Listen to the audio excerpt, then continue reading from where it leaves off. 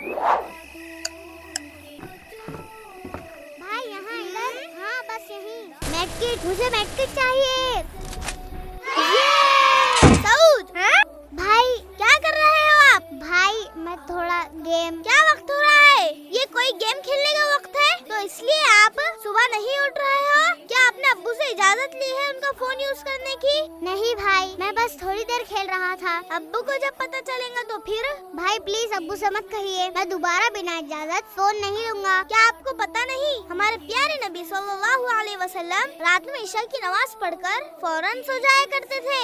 आपके थोड़े से मजे के लिए आपका कितना नुकसान हो रहा है। पहले ज्यादा जागने से आपकी सेहत पर असर होगा और फिर सुबह जल्दी ना उठने से आपकी फजर की नमाज नहीं होगी और तो और आप स्कूल के लिए भी लेट हो जाओगे। पूरा एपिसोड देखिए किड्स मैसेज पर।